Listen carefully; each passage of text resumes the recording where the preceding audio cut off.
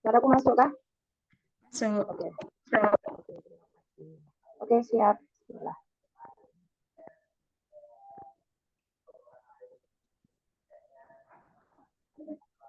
Mulai ya.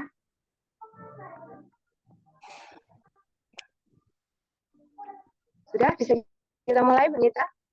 Bisa. Oke, Assalamualaikum warahmatullahi wabarakatuh. Selamat malam, sahabat pendidik di seluruh Indonesia. Salam sejahtera bagi kita semua. Om Swastiastu, Namo Buddhaya, dan salam kebajikan.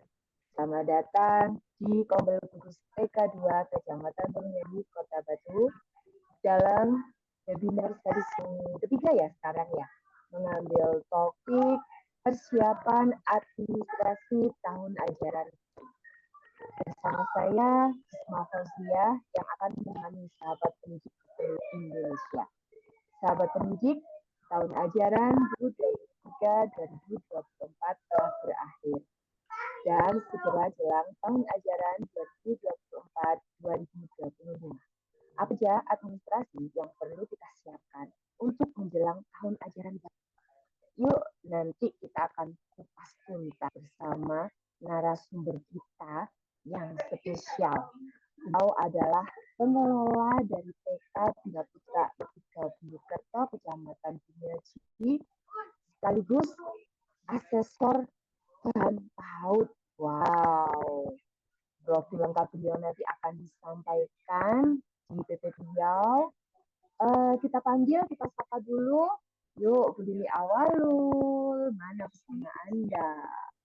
Ya, halo Bu Risma. Suaranya Bu Risma putus-putus. Putus-putus ya. Oke. Maaf. Mungkin ini soalnya. Nanti saya ganti sinyal pakai Hayas aja. Oke, Bu Lili, apa kabar hari ini? Alhamdulillah, luar biasa. Kabar. Yes, bercita ya. Kita sikat aja bercita. Oke, Bu Lili, sudah siap untuk materinya? Insya Allah, siap.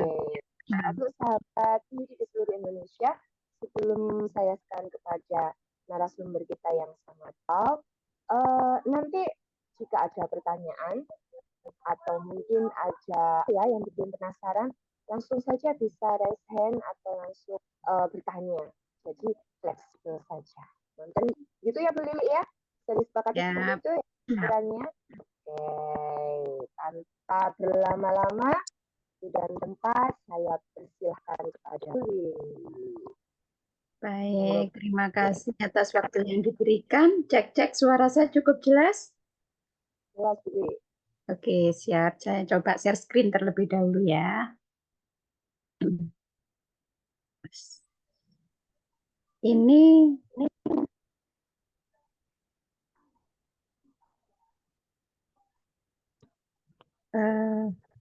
share screen harus dari host ya, host disable participant screen sharing. Bagaimana hostnya? Apakah saya tidak bisa share screen? Sudah Bu Lili, sudah saya share ke host.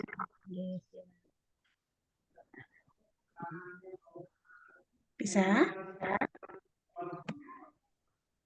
Oke, sudah muncul. Sudah nampak.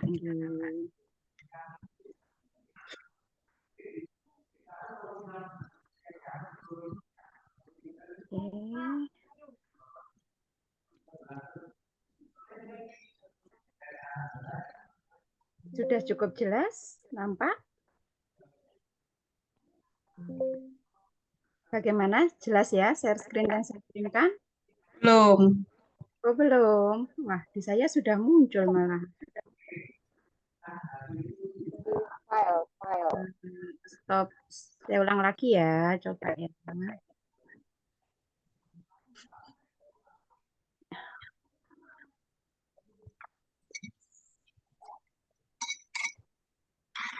Apakah sudah muncul? Sudah. Iya. Baik, terima kasih atas waktu yang diberikan. Tinggal di slideshow, Bu Lili. Siap. Tadi saya slideshow itu jadi tidak muncul. Bentar, saya ulang lagi ya. Oke? Sudah muncul slideshow? Oke, sudah Bri. Oke, baik. Bismillahirrahmanirrahim. Assalamualaikum warahmatullahi wabarakatuh. Waalaikumsalam warahmatullahi Salam wabarakatuh. sejahtera bagi kita semua. Selamat malam. Apa kabar sahabat pendidik semuanya? Pastinya hari ini kita masih tetap semangat ya, meskipun malam, jam-jam rawan, dan jam-jam keluarga, tetapi kita masih menyempatkan diri untuk belajar bersama dalam tema kali ini, yaitu persiapan administrasi tahun ajaran baru. Di sini saya mengambil jargon mudah dan menyenangkan. Terlebih dahulu, saya akan memperkenalkan diri saya. Saya adalah nama saya Lili Awalur Rohmah. Saya sudah cukup cukup senior. Tidak saya cantumkan tahun kelahirannya karena saya merasa cukup senior. Tempat tanggal lahir saya Malang 18 Mei. Pekerjaan saya sehari-hari adalah Kepala TK Bina Putra 01. Kalau moto dalam hidup saya yaitu syukuri, jalani, dan nikmati. Kalau riwayat pendidikan saya menempuh S1 PAUD di Universitas Negeri Malang, angkatan tahun 2009. Kemudian S1 PAI di Universitas Muhammadiyah Malang, angkatan tahun 2012. Dan S2 PLS Universitas Negeri Malang, angkatan 2022.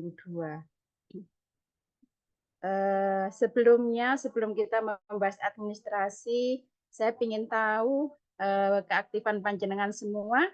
Kira-kira apa yang Anda pikirkan tentang administrasi sebelum kita jauh membahas tentang administrasi? Mungkin bisa ada sharingnya dari audien. Kira-kira seperti apa pemahaman panjenengan terkait dengan administrasi atau apa yang panjenengan ingat tentang administrasi? Ataukah pada saat mengingat administrasi, panjenengan langsung ingat wajah saya dengan senyum sumringahnya? Atau mungkin mendengar kata administrasi rasanya sudah amat sangat capek atau waduh ini hal yang tidak saya suka atau yang lain-lain? Pastinya tidak ya teman-teman ya.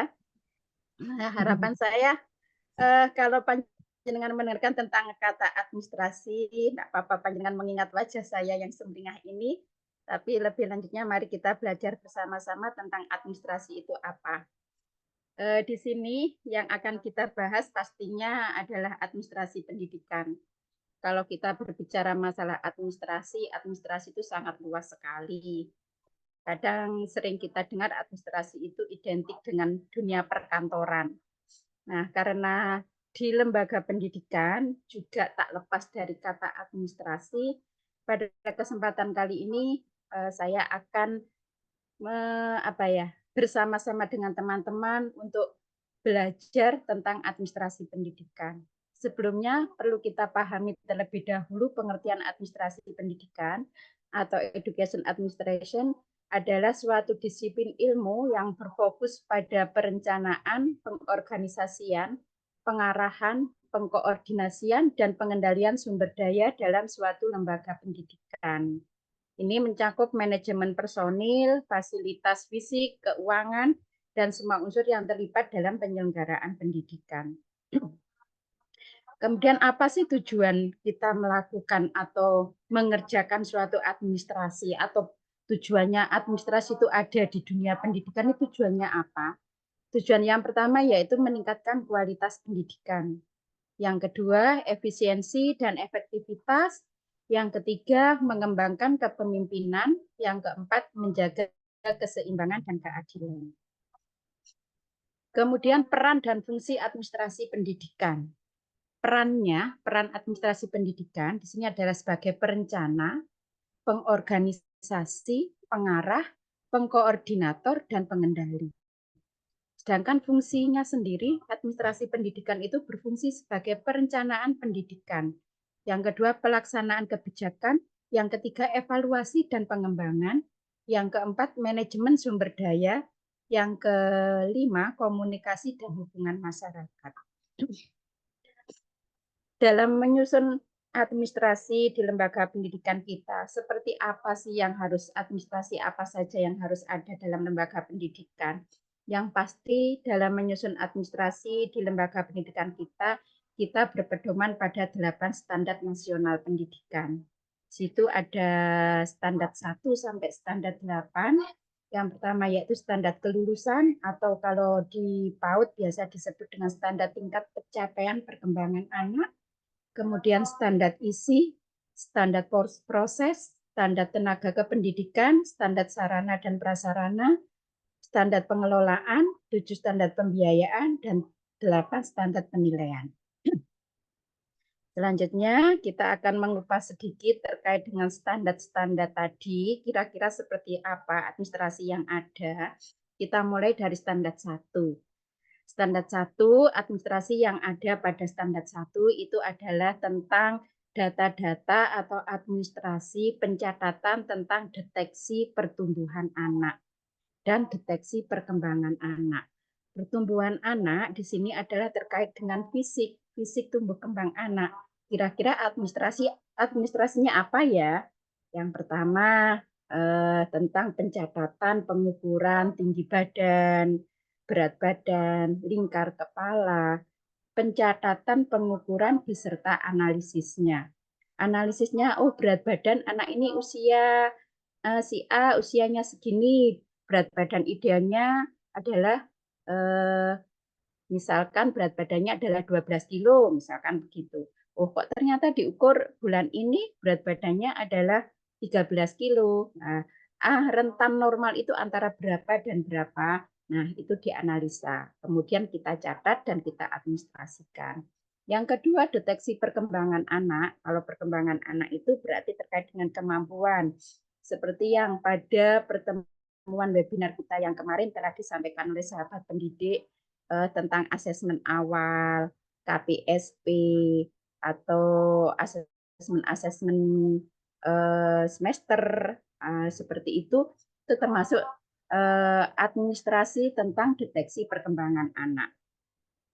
Kemudian di standar 2 itu administrasinya terdiri dari apa saja? Yang pertama yaitu kurikulum tingkat satuan pendidikan, KTSP, atau kalau sekarang menggunakan kurikulum merdeka, maka yang kita gunakan adalah KOSP. Kemudian administrasi berikutnya apa untuk standar 2? Acuan kurikulum tingkat satuan pendidikan. Jadi acuan kurikulumnya apa? Sebelum kita menyusun suatu kurikulum, dokumen kurikulum, baik KTSP ataupun KOSP, yang kita gunakan acuannya apa? Apakah acuan nasional, ataukah internasional, ataukah acuannya campuran antara nasional dan lokal? Nah, itu harus ada dokumennya yang teradministrasikan sehingga masuk dalam standar 2. Kemudian yang berikutnya masih di standar 2, yaitu tak kalah penting adalah daftar peserta didik. Di mana di sini daftar peserta didik bisa kita ambil atau include kita ambil dari Dapokdik. Atau bisa kita membuat mengadministrasikannya sendiri dengan daftar kelompok usia layanannya anak-anak. Oh, daftar peserta didik kalau kita misalkan di TK, berarti kelompok layanan kelompok A, layanan usia antara 4 sampai 5 tahun. Di situ ada nama anaknya, kemudian ada tanggal lahirnya, tanggal berapa, tahun berapa, bulan apa, kemudian ada nama orang tuanya, dan siapa penanggung jawabnya di rombel itu. Ada nama bu gurunya, dan disahkan oleh kepala sekolah. Itu untuk administrasi di standar 2. Untuk administrasi di standar 3, ini terkait dengan standar 3 adalah standar proses. Di situ ada beberapa administrasi yang harus kita sediakan, yaitu perencanaan pembelajaran. Kemudian perencanaan pembelajaran itu terdiri dari modul ajar. Modul ajar itu sudah mewakili kalau kita di kurikulum merdeka, ada RPPH-nya, ada RPPM-nya, dalam kurun waktu, alokasi waktu dalam modul ajar itu sudah mencakup. Kalau KTSP itu ada RPPH, RPPM, kemudian program semester, itu masuk dalam administrasi perencanaan pembelajaran. Yang kedua, di standar 3 administrasi yang harus ada itu adalah supervisi pembelajaran. Kalau dulu kita istilahkan supervisi pembelajaran, kalau sekarang mungkin penilaian kinerja yang dilakukan oleh kepala sekolah kepada dewan guru itu juga teradministrasikan atau terdokumenkan masuk dalam standar 3. Kemudian keterlibatan orang tua. Nah, keterlibatan orang tua di situ apa yang kita butuhkan administrasinya. Mungkin kalau dulu atau sekarang juga masih ada teman-teman, sahabat pendidik lainnya di lembaganya yang masih menggunakan buku penghubung.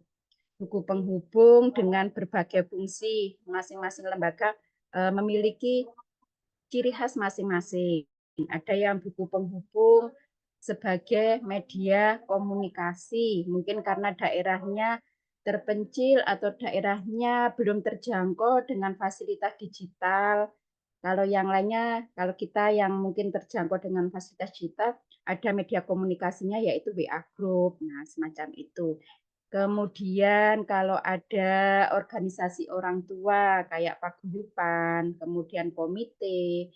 Nah, di situ dokumentasi administrasinya adalah berupa notula, notula rapat, kemudian foto-foto dokumentasi terkait dengan keterlibatan orang tua.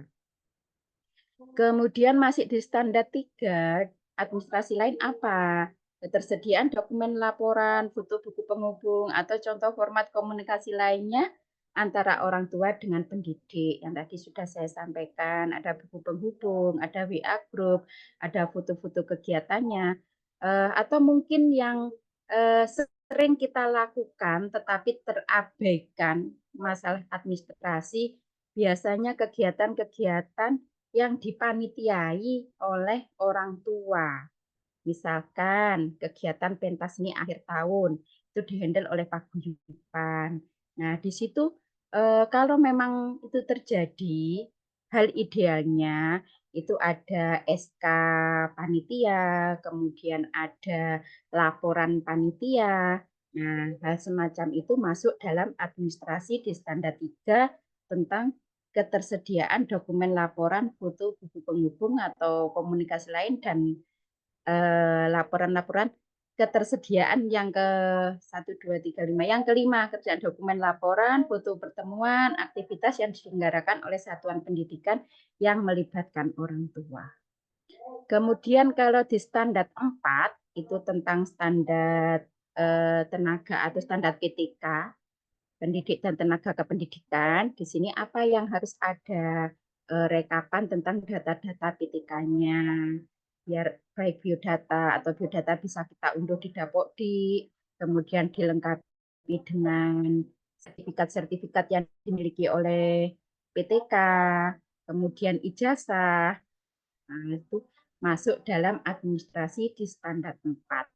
Kemudian kalau administrasi di standar 5, standar 5 itu terkait dengan sarana dan prasarana, itu juga kalau kita di akreditasi ya di PPA itu ini kita sepenuhnya warnanya merah ini include memang ada kaitannya diambil dari data Dapokdi.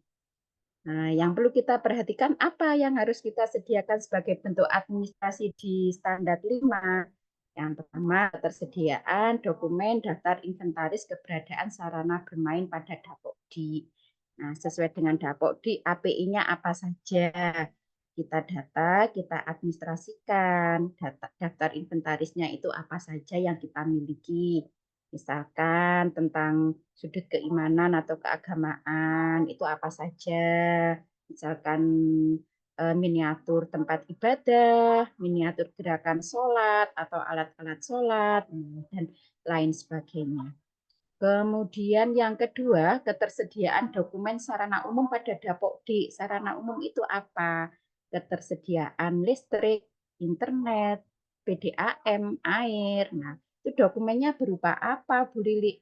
Nah, dokumennya bisa berupa foto atau mungkin bisa berupa rekening. Rekening listriknya itu atas nama siapa? Pokoknya data-data yang menunjukkan keberadaan sarana umum.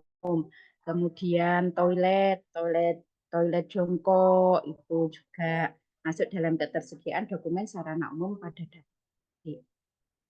Kemudian prasarana, ketersediaan data mengenai informasi luas lahan pada Dapodi. Nah, ini yang sering kita jumpai. Terkadang mungkin kita yang lembaganya menempati mungkin lahannya milik desa atau mungkin pinjam pakai milik suatu lembaga tertentu atau individu, terkadang kita terlena atau terkadang kita sudah dari dulu-dulu ya memang menempati seperti itu. Nah, tetapi kita berbicara masalah administrasi, hal ini tidak bisa hanya sekedar dari dulu-dulu atau pokoknya kita sudah nyaman menempati tempat atau ruangan tersebut. Tetapi namanya administrasi, kebutuhan administrasi itu harus ada. Paling enggak mungkin minimal surat keterangan dari desa bahwasanya lahan yang digunakan oleh lembaga A adalah menggunakan bertempat di lahan desa seluas apa. Nah, itu ada keterangannya. Kalau sewa juga demikian. Kalau wakaf atau miliknya sendiri, pastinya juga ada sertifikat atau bukti-bukti dokumen resmi yang menunjukkan tentang luas lahan dan status lahan. Kemudian ketersediaan data prasarana satuan PAUD pada Dapodi. Nah, di sini data-data kita sudah kita ketahui secara umum bersama bahwasanya sekarang semua sistem itu sudah sudah terkonek ya antara Dapodi dengan PMM, antara Dapodi dengan Sispena, antara Dapodi dengan Sulingjar, dengan rapot pendidikan, semuanya sudah terkonek. Jadi apa yang harus kita lakukan di Dapodi itu betul-betul harus kita lakukan dan kita isi sebenar-benarnya sesuai dengan kondisi yang ada. Kemudian yang berikutnya yaitu tentang standar 6. Standar 6 ini adalah standar pengelolaan. Di sini banyak sekali administrasi tentang manajerial, pastinya tugas kepala sekolah. Di sini ada perencanaan satuan, pengorganisasian, dan pelaksanaan. Perencanaan satuan itu apa? Program kerja, apakah tahunan, kemudian jangka panjang, jangka menengah. Nah, program kerjanya kepala sekolah masuk dalam administrasi di standar 6. Kemudian pengorganisasian. Pengorganisasian itu terdiri dari struktur organisasi, ada siapa saja yang berkecimpung atau bertanggung jawab terhadap jalannya suatu lembaga itu. Mungkin dimulai dari pelindungnya, mungkin Bapak Kepala Desa, kemudian penasehatnya, mungkin Bapak Asun, Ketua Yayasan, kemudian Kepala Lembaga, Dewan Gurunya, dilengkapi dengan job disk atau tugas pokok masing-masing. Dalam membuat tugas pokok yang perlu kita perhatikan, itu bersumber dari struktur organisasi. Struktur organisasinya terdiri dari apa saja personalnya. Kalau mungkin di situ tertera ada operator, begitu berarti kita juga harus dalam struktur organisasi ada operator misalnya. Berarti kita juga harus menjabarkan, harus ada administrasi job disk tentang tugasnya operator itu apa. Namun sebaliknya, jika memang dalam struktur organisasi itu tidak tertera, misalkan tidak tertera operator, karena operatornya mungkin ada juga suatu lembaga yang operatornya itu gabung dengan operator kecamatan, atau operatornya minta tolong operator SD atau dan sebagainya sehingga tidak dimasukkan dalam struktur organisasi di suatu lembaga, maka job disk-nya pun juga tidak usah dimunculkan tentang job disk-nya operator. Kemudian pelaksanaannya, nah administrasi di pelaksanaannya apa? Adalah administrasi hal-hal yang menunjang untuk terlaksananya suatu program. Contohnya apa? SOP. Nah, setiap apa yang dilakukan oleh suatu lembaga diharapkan ada SOP-nya agar tertata atau fokus dengan apa yang dituju. tidak istilahnya itu tidak sampai belok-belok karena tidak ada SOP sehingga syukur jalan, pokoknya jalan sehingga capaian itu tidak bisa maksimal. Kemudian standar yang ketujuh yaitu tentang pembiayaan, standar pembiayaan yang harus ada administrasinya itu yaitu rencana anggaran atau biasa kita sebut dengan RAPB, kemudian dan administrasi keuangan. Nah, RAPB ini harus memuat 3 unsur pokok dalam RAPB, dalam penyusunan RAPB. Unsur pokok itu apa saja 3 unsur pokok itu? Yang pertama yaitu biaya inventaris, kemudian biaya operasional, dan biaya personal. Kalau misalkan Bu, di lembaga saya masih belum mengalokasikan biaya inventaris, misalkan begitu. Tetap idealnya suatu RAPB itu ada biaya inventaris, tercantum biaya inventaris. Kalau memang belum ada di suatu lembaga, ya kita isi 0. Tetapi rencana, namanya juga rencana boleh terlaksana. Alhamdulillah, kalaupun belum terlaksana, mungkin sebagai bahan evaluasi ke depannya sehingga semua unsur itu bisa terpenuhi. Kalau biaya personal, biaya operasional itu sudah pasti ada dalam suatu RAPB. Kemudian yang kedua di standar 7 itu tentang administrasi keuangan. Apa yang kita butuhkan untuk administrasi keuangan itu ada apa saja?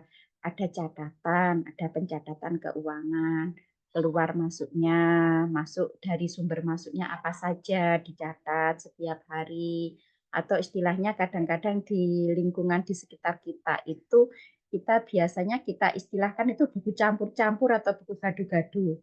Nah, ternyata itu memang di administrasi itu memang ada pencatatan pemasukan setiap hari.